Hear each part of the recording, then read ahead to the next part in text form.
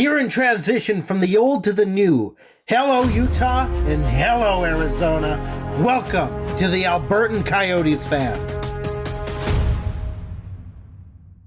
It's been a bit. I've been doing college stuff for the past week, but Yotes win 3-2 in overtime against the Columbus Blue Jackets. Now, I was watching this game, and I was primarily watching Elvis Merzlikins, and I was studying up on him as the game was progressing. Now, I was trying to do that while watching a college thing. It was great. It was a good time.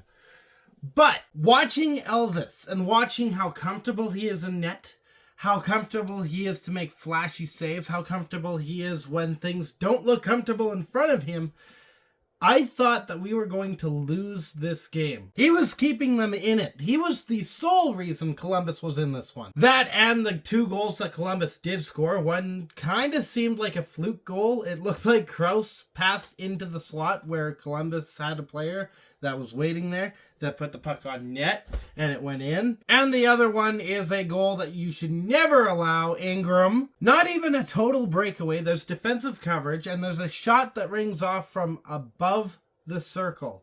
Ingram had full eyes on it, or he should have. It goes in behind him. But the goals that we got, again, we had to earn. There were no fluke goals for us. Case in point, the first one, Kesselring finds Doan. He's on the right side of Merzlikins. He's got the puck, he's dangling, he's looking for a shot. I think there was probably a couple spaces in that time frame where Doan could have shot, he could have scored. Now, he didn't see it, and the camera broadcast does not give me the Doan's eye view of the ice. So he decides he's going to pass it to the slot where Krause is waiting. It's the high slot. Krause finds it. He gets the puck. He takes the shot, and it goes into the back of the net. That's an earned goal. That's a goal. Doan had to be mindful of the defense. He had to be mindful of the goaltender. He had to be mindful that he could take a shot here, but it probably won't go in. Elvis has just been on fire. He passes it to Krause. Krause has to rip it fast before Elvis gets back into position. The second goal, I will say there was a bit of flukiness on this one, but it was kind of a forced fluke goal. Bjugstad has the puck. He passes it all the way across the ice to Alimata, who skates up, and he passes it all the way to the net where Bjugstad is rushing in. He is there. He is going to score. It is going to be an easy tip in, because the defensive coverage of the Columbus Blue Jackets for that split moment was broken down. However, the best defenseman on the Columbus Blue Jackets in Zach Werenski was coming down to challenge Bjugstad. And had Werenski probably been in a different position, this goal might not have happened. Instead, Werenski comes in. He hits the puck with his shin pad, and it goes into the back of the net for a Coyotes goal. Now, I did say that we had to earn our goals. There wasn't a fluke in our goals. That is kind of a lie, but it's kind of not, because without Bjugstad's pressure, there is no telling how that play could have gone. Because Bjugstad's pressure gave a sense of urgency to the Columbus defense. That meant that Werenski had to rush in, and he was not prepared for what the puck was doing, thus putting the puck into his own net, which would have gone in possibly anyway, because Bjugstad was standing right there. It looked like it went off of Bjugstad and went into the back of the net. So that pulls us into overtime, because again, Elvis is just standing on his head. We cannot get past him. There were a couple chances. It looked like we had an open cage. Nope, Elvis is right there to stop it. Granted, Ingram had his own chance like that too, where he looked really flashy. Wide open cage, and he manages to get the glove right there in this whole space of open net to deflect the puck up. But we get to overtime, and we start overtime on the power play. There was a power play that transferred over into overtime, and it doesn't work out. We're playing 4-on-4. There's chances on both sides, but because there's more players on the ice, there's not a lot of space to do much. It's a slower overtime than what we're used to. The whistle blows, it goes back down to 3-on-3, and then there's an offensive breakdown with no one back to cover it. Columbus takes the puck, and they start skating up the length of the ice towards our goal, but he's stripped. The Columbus Blue Jackets player is stripped. He doesn't have the puck, and the puck's going the other way. because of Connor Ingram. The puck slides away from the Columbus Blue Jackets defenseman. Ingram grabs it. He flips the puck off the boards, streaming in, doing a bit of a checkmark sort of path along the ice is Dylan Guenther. He picks up the puck. He rushes into the zone. He takes a shot. Merzlikins, who has been standing on his head all night, stops the puck. But he doesn't cover it. Dylan Guenther gets the rebound and, wasting no time, shoots the puck at the net. It goes in, and that is the game.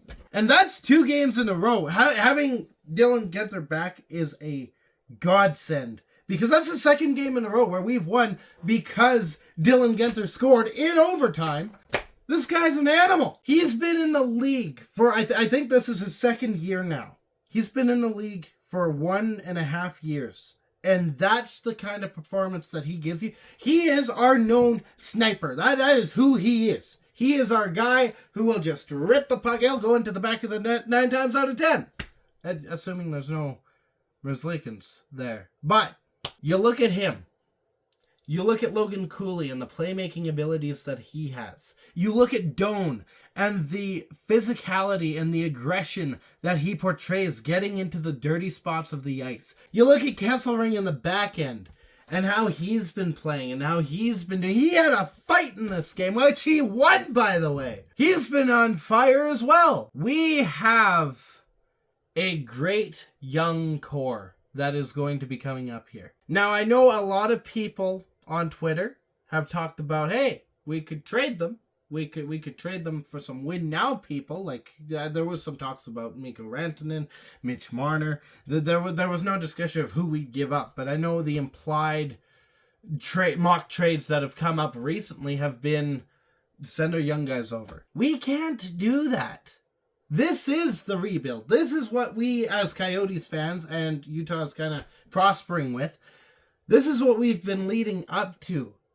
We can't trade this away. This is our future. And it's nice to see how the young guys are developing. And it's weird for me to say that considering I'm the same age as them.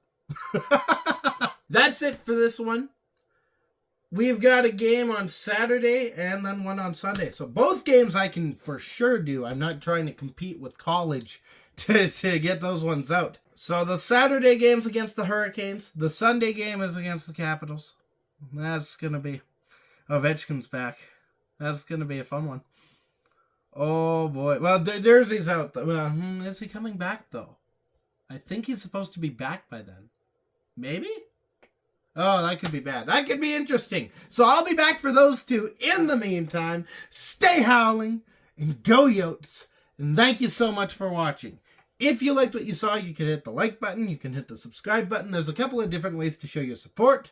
I don't know how reliable this year's schedule is going to be for me coming on here and making videos. I want it to be often. I've already said it's kind of a dud year. It's a year where I've missed so many games already. But I am now in college. Here's my bit of an update because I give update. That's my channel.